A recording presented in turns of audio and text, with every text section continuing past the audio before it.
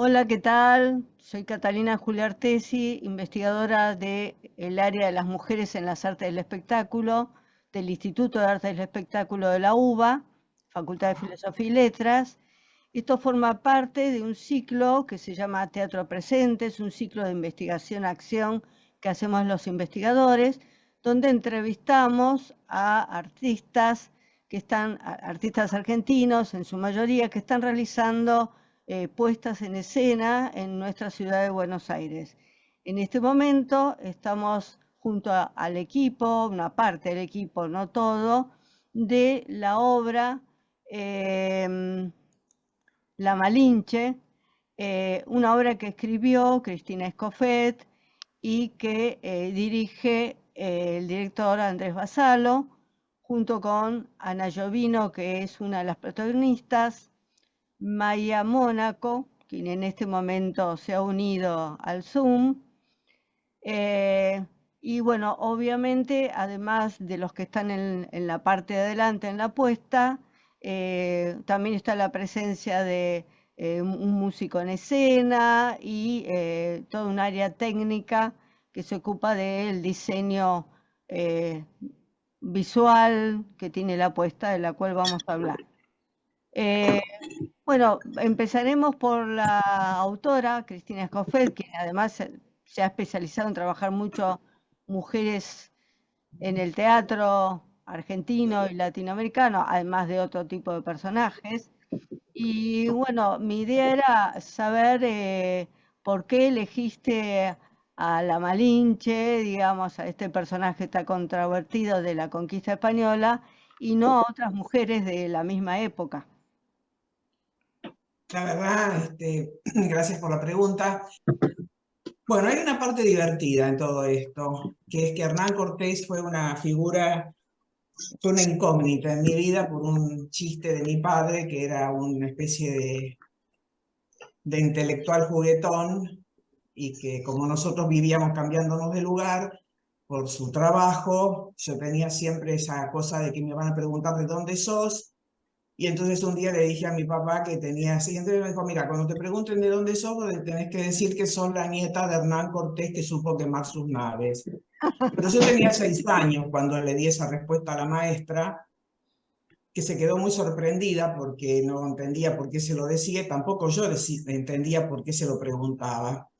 Pero la cuestión es que a mí Hernán Cortés me quedó en mi imaginario de niña como que era realmente un pariente. Entonces, desde muy chica siempre tuve la inquietud de ver quién era este tal Hernán Cortés. Lógicamente, me fui despejando las dudas, ¿no? Entonces, esa es una impronta de infancia, que fui la nieta de Hernán Cortés. Quienes me conocen, conocen la anécdota, siempre dicen, hoy viene la nieta de Hernán Cortés. Eso por un lado. Por el otro lado, me une a México un profundo amor, pero profundo amor por la cultura, profundo amor por esa tierra y por esa hermana maravillosa que la adoptó a México como su patria de residencia, y con quien he participado y como que he tenido un intercambio jugosísimo sobre la literatura española, la literatura mexicana. Y entonces, bueno, la Malinche, de alguna manera, siendo que obviamente en mi casa era el chiste común, ahí viene la nieta de Hernán Cortés, creo que realmente había una deuda con esta mujer que fue la amante y la lengua de Hernán Cortés, ¿no? Eso es digamos, la parte familiar. Luego la parte de la elección intelectual. Creo que la Malinche forma parte de lo que yo llamo los viajes de descenso al corazón de esta tierra, ¿no? Y dado que me gusta la investigación y donde lo mitológico y lo cosmogónico tienen tanta eh, atracción en cuanto a la conformación de los imaginarios, y estando familiarizada de alguna manera, ¿no?, con la cultura mexicana desde niña, bueno, creo que la Malinche era un punto de encuentro casi obligado, ¿no? Amén de las charlas que yo he mantenido a lo largo de todos estos años con una de las malinchólogas más importantes, que es la académica norteamericana Sandra Saipes, con quienes hemos tenido he tenido un intercambio magnífico, ¿no? Y por otro lado también mi larga y profunda amistad con Leonor Calvera, a quien considero mi maestra desde todo punto de vista, ¿no? Maestra de feminismo y también en cuanto a la historia de las religiones, ¿no? Quienes hemos conocido y tenido la oportunidad de disfrutar y de leerla, Leonor Calvera, sabemos la importancia nodal que ella da a la religión en cuanto a la constitución de los imaginarios, ¿no? Entonces, bueno, todo este crisol familiar, dado que soy la nieta de Hernán Cortés, la hermana de la Malinche, porque así se hacía llamar mi hermana, o ella era la hermana de la Malinche, yo era la nieta de Hernán Cortés, mi amistad con Sandra Saipes, y luego esta comunión intelectual y afectiva que he tenido a lo largo de todos estos años con Leonor Calvera. Viaje de descenso, gusto por la filosofía, gusto por la historia y pasión por la mitología, bueno, era una cita obligada. Muy bien, muy buena la cita.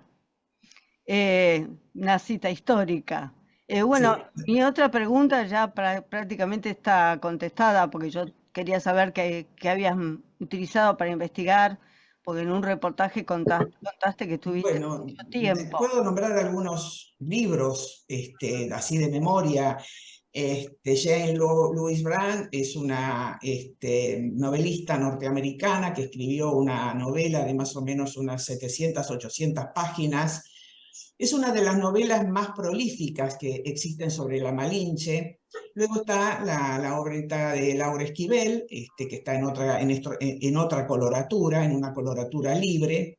Luego estaría, desde el punto de vista de lo que recuerdo, ¿no? De lo que leí de la literatura, está esta fabulosa novela de Salvador de Madariaga, Corazón de Piedra Verde, que nos sitúa directamente en el imaginario, ¿no? de la cultura mesoamericana y de los sentimientos. Eso en cuanto, después he leído otra novela que tengo miedo de estar citando mal el nombre, ¿no? He leído 2 o 3 novelas más. Y después existen, por supuesto, obras que son fundamentales, ¿no? A la hora de darse cita con la conquista española. Central, sin lugar a ninguna duda, La conquista española, el problema del otro, de Svetan Todorov. Quien quiera centrarse en la conquista española tiene que leer Svetan Todorov. ¿Por qué? Porque es una mirada muy interesante desde el punto de vista que está el dato erudito, ¿no es cierto?, de la historia y está la ruta de la conquista, y por el otro lado esta pregunta tan cara al feminismo que es el problema del otro, ese otro que no va a ser tomado en cuenta, sino para ser destruido, ¿no? Ese otro que no conozco, esa identidad que me es ajena, pero que yo necesito destruirla para construir mi propia identidad. ¿Por qué digo Svetan Todorov? Svetan Todorov es importante porque nos sitúa en lo que llamaríamos la matrix de la lógica del conquistador. Y la lógica del conquistador es sí o sí la destrucción, ¿no? Entonces, Svetan Todorov es una figura sumamente importante. Otro libro que yo recomiendo, quien lo pueda conseguir, es Eduardo Mato de Moctezuma, Muerte a filo de obsidiana, los nahuas y el problema de la muerte, que nos plantea ¿qué? Nos plantea la importancia que tiene la muerte en la concepción cosmogónica y social piramidal de las culturas tanto maya como azteca, cómo toma la muerte toda la cultura prehispánica, ¿no? Y que nos conecta con algo que es muy importante, que es con la concepción de la muerte como nacimiento de la vida, ¿no? Algo que si vamos a la mitología lo vamos a encontrar en forma muy clara en el mito de Inanna Erechkigal, ¿no? Ese descenso de esa diosa solar al mundo de las tinieblas y luego la muerte como resurrección. Algo que también podemos luego encontrar en el cristianismo y la figura de Jesús. Leída la muerte de Cristo como resurrección y no como asesinato. Bueno, muy, Bueno, un muy, pantallazo. muy interesante para seguirlo y para continuarlo. Andrés Basalo, la verdad que teniendo en cuenta todo esto que señala Cristina y obviamente pensando en el tipo de obra, es todo un desafío trabajar una obra que tiene tanta carga poética y a la vez tan trágica, no solamente para la figura de la Malinche, sino para todo lo que significó. ¿Cómo se te ocurrió hacer la apuesta, colocar elementos como la música y otros elementos, las pirámides, el diseño visual, lo ritual, en esta apuesta que haces, que hiciste en el Teatro Cervantes? Bueno, primero, en primer lugar, hay que decir que la letra de las canciones es de Cristina. Cristina escribe un texto poético, narrativo, una voz confesional para una única actriz, en principio, con canciones, con letra de canciones. Así que el espíritu de que sea musical ya está en Cristina, acá, nuestra autora. Luego, yo primero conocí el material por que me lo leyó Cristina y me fascinó. Advertí que era muy difícil, que era muy complejo. Y entonces le propuse a Cristina, o le comenté, que yo quería separar la huesera que invoca la figura de Malinali, que estaba originalmente pensada para una única actriz, separarla en dos actrices para generar un contrapunto. Así que eso ya me llevaba en forma directa a lo que está latente en el material, que es una invocación, que es también un rito, que es una hechicería. Eso separarlos me permitía un mundo, no solo de contrapunto, sino de un mundo ficcional muy atractivo, ¿no? Y muy femenino, y muy acorde con todo esto mismo que cuenta Cristina, ¿no es cierto? Luego, el tema de la pirámide en escena es un trabajo en equipo. Yo invité a este extraordinario equipo artístico a una lectura.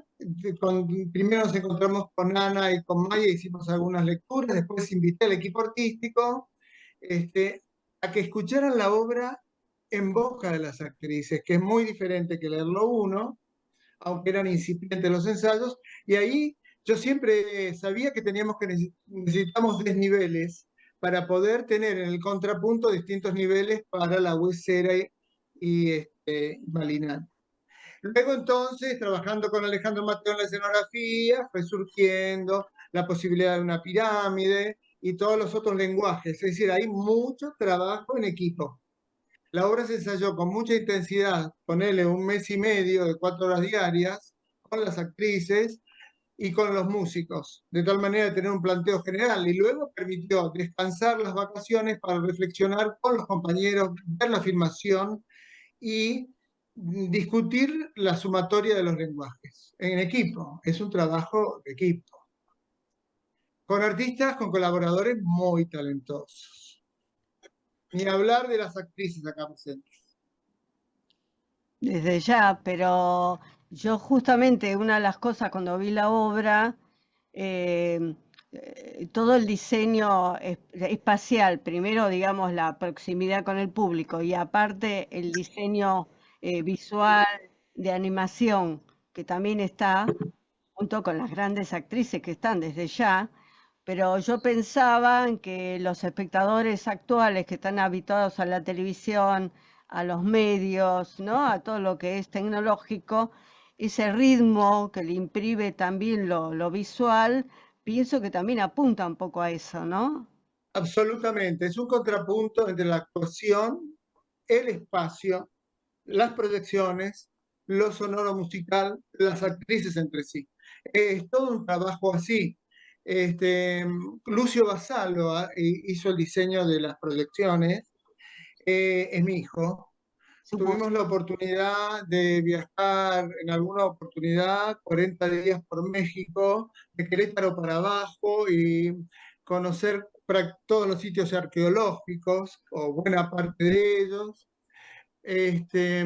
Entonces, cuando yo lo convoqué, sabiendo que era austera la escenografía, desde el vamos, le pedí, y él apuntó a investigar eso, que la coloratura extraordinaria de la cultura mexicana, actual e histórica, mexica, azteca, maya, que era sumamente intensa y colorida, debía estar presente, ¿no? Es impactante la cultura mexicana. Lo era y lo sigue siendo, así como, ¿no? Tonantzin sigue siendo todavía en sincronía con la Lupita, con la Virgen María, todo eso está tan presente, las culturas originarias son tan pregnantes, eso es llamativo. Un taxista te va a decir, estoy orgulloso de mi antepasado, indígena, aborígeno, como lo quiera decir, ¿no? Debía estar, entonces ahí apuntamos a que eso apareciera, ¿no? Porque también da como una dimensión de una época no solo tumultuosa, sangrienta, intensa, sino colorida, fuerte. Bien, y que aún es colorida, porque uno ve la ropa que ellos diseñan, las túnicas y todo lo que diseñan, y sigue siendo tan colorido como en los códices y en otros elementos visuales de los que quedaron, ¿no? Porque hay otros que los quemaron y desaparecieron.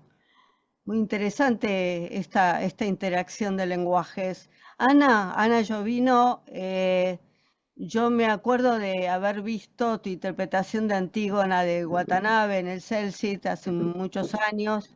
La de Anuil no la vi, pero bueno, considero que son mujeres, la misma mujer, la Antígona latinoamericana y la francesa, que se enfrentaron al poder de turno, ¿no? Al poder patriarcal. Y entonces me interesa saber cómo hiciste para componer, junto con el texto de Cristina, pero digamos desde tu experiencia como actriz, para componer este personaje originario, ¿no? Que es muy distinto a lo que es Antígona.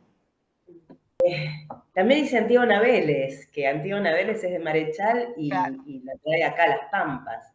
En Así el que Cervantes. en el en el Cervantes Cervantes, tal cual. dirigió Pompeyo. Dora Milea dirigió la de Anuil y Yanni Carlos dirigió la de Watanabe.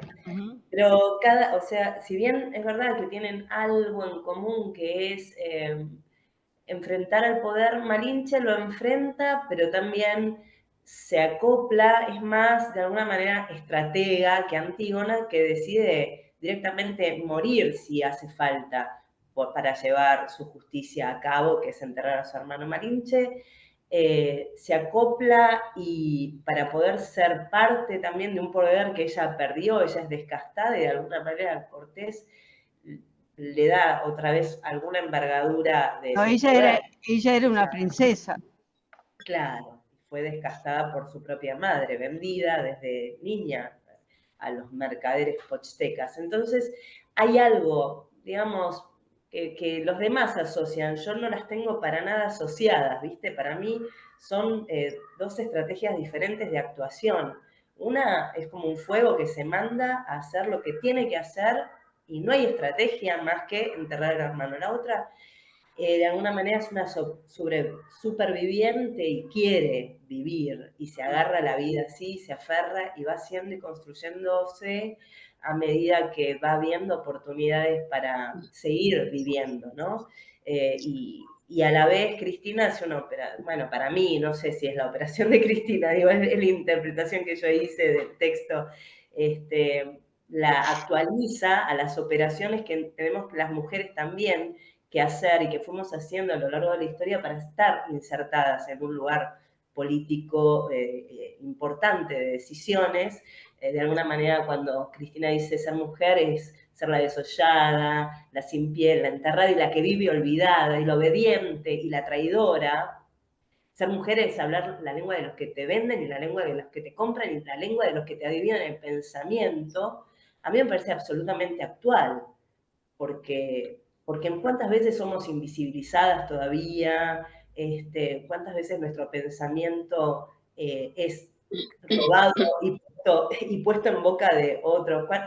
¿Cuántas mujeres dirigen en teatros oficiales? Digo, hace un juego para mí de aquellas mujeres y la actualidad, entonces yo puse mucho en juego, y también lo puse con Antígona, en ese sentido son parecidas el paralelo, haciendo el paralelismo de aquellas mujeres, todo el viaje hacia la igualdad de derechos, que el feminismo es lo que quiere, lo que no se entiende a veces cuando se mira el feminismo es que una vez más somos catalogadas de no sé qué. No, queremos la igualdad de derechos. Si alguien está en contra de eso, bueno, repiénsense, porque entonces estas mujeres creo que hacen ese operatorio, un poco de ser una voz, de plantar su voz. En Antígona planta su voz. Y Malinche también planta su voz. Y acá, digamos, de alguna manera yo dialogo con mis personajes y los amo tanto porque también me siento en la misma problemática. Así que bueno, no sé si te respondí, pero No, por no, ahí. sí, sí, sí, claro que respondiste y está muy claro. Después, bueno, hay otro aspecto que tiene que ver con tu carrera, tu labor docente, porque, bueno, vos trabajás el tema de la poesía en las situaciones dramáticas, en el teatro, y me preguntaba también si eso influyó en tu interpretación como actriz en esta ocasión, porque, bueno, como dice Andrés, están las canciones, pero aparte el texto es dramático, pero es poético a la vez, es ambas cosas, por las imágenes que tiene, por todo lo que sugiere. ¿Influyó eso que vos trabajás como docente en tu trabajo?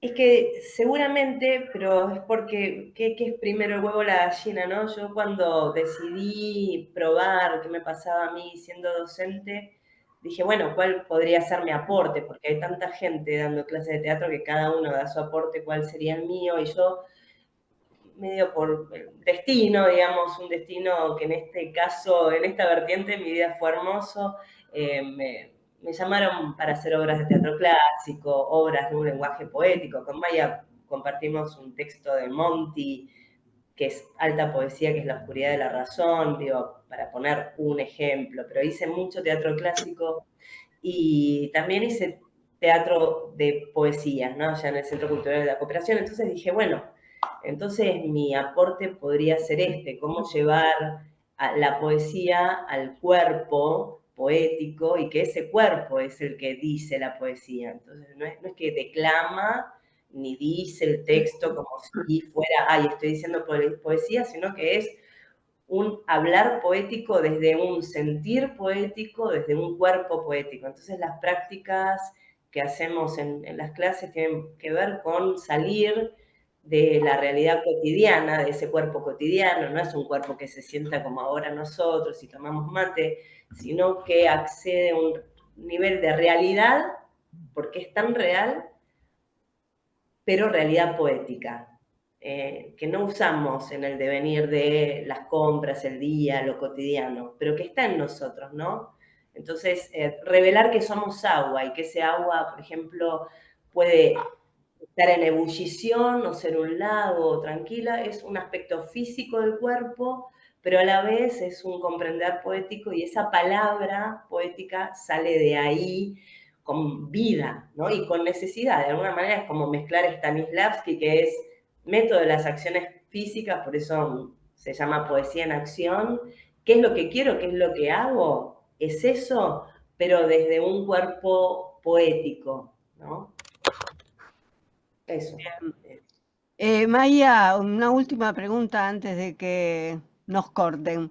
Eh, Muy interesante tu trabajo como la huesera, en esa ritualidad que estás realizando como huesera y como otros personajes que también se sugieren. Es muy llamativo cómo trabajás las técnicas vocales, el manejo de la voz en el canto, en ese ritual. Brevemente, ¿podés decirnos algo? Hola, Sí, sí, lo que quieras. breve, antes de que nos corten. Eh, Bueno, para mí fue ponerme completamente a disposición con todas las herramientas que tengo. Cuando me convocó Andrés, me sentí muy identificada con el personaje. Estuve un par de veces en México donde está muy presente esto del inframundo, y siento que fui ahí, ¿no? Cómo se entrega este personaje que en realidad es siempre la huesera que se va como transformando, como un trabajo de transparencias, sentí que era, ¿no? Como encarnar este ser de visión, eh, que desde el vamos es irreal, digamos, es una mitología propia de México, y empezar a sentir ese personaje desde los huesos, justamente, ¿no? Cómo se construye desde lo más íntimo, desde esta estructura móvil que es el esqueleto, y desde ahí, bueno, yo vengo trabajando hace muchos años con las técnicas extendidas de la voz, que tienen que ver con esta disponibilidad del instrumento más allá de lo que la voz esté sugiriendo en ese momento, sea una canción, sea una obra clásica, o sean texturas, ¿no? El llevar a la voz, desde la voz, las sonoridades de la naturaleza. Claro, bueno, ahí aparece el maíz, ¿no? Que es tan importante para la cultura mesoamericana, ¿no? Sí, Y sí, esto las aves, También. ¿no? Que están tan presentes en la sonoridad mesoamericana precolombina. Sí. Bueno, nos queda poco tiempo, realmente da para seguir trabajándolo más. Querría saber si la obra la van a seguir haciendo y dónde, porque tengo entendido que en el Cervantes mucho tiempo no pueden estar. No, en el Cervantes estamos programados hasta el 28 de abril. Ah, Luego sería nuestro interés continuar, dado el enorme interés del público. ¿No? Ya está agotadas todas las localidades hasta el final del ciclo, que fue de 10 semanas, de 4 funciones por semana. Y el tema es que técnicamente es complejo.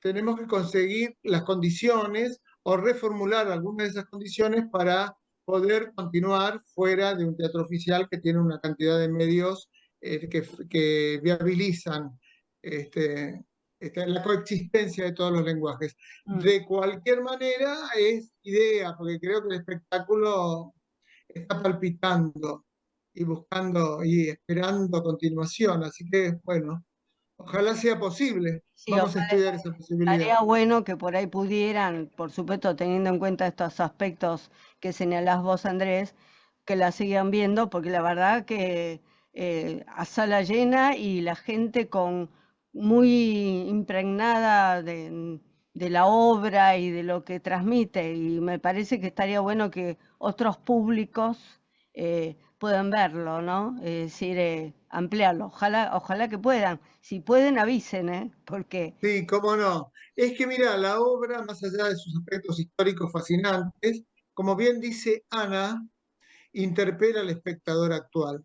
mm, Recordar esta historia es recordar esta especie de noria en la que estamos todavía eh, sometidos, ¿no? De dominador dominado, de conquistas, cambian las formas, sí.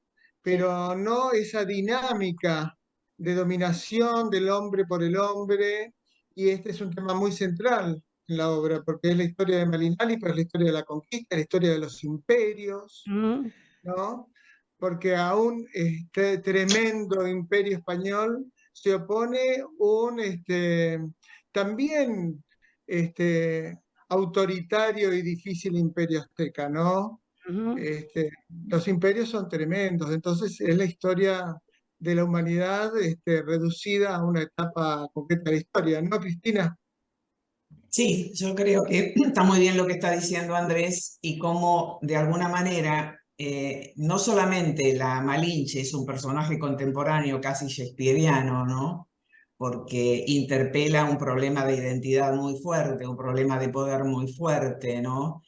Y bueno, esta territorialización que fue en su momento una política expansionista de la política de la corona española, de modo que estamos hablando de un reparto del mundo. 1500 fue un reparto del mundo. Claro. También es contemporáneo. Hoy también estamos hablando de una reterritorialización y de una nueva geopolítica. Por eso tan importante para situarse en esta coordenada, situarse en autores como Svetan Todorov, que te dan una perspectiva entre las cuales se sitúa esta conquista de territorio, conquista de identidades, conquista de almas, porque fue más una guerra de cruzada que una guerra militar. Te agradezco mucho, Cristina, y les agradezco muchísimo a todos este encuentro y bueno, espero que sigan. Sí, esperemos Hola. también. Así esperamos. Gracias, gracias a vos. Muchas gracias a ustedes. Gracias, Catalina, porque ya se va cortando, ¿no? Gracias. Muchas gracias por el encuentro.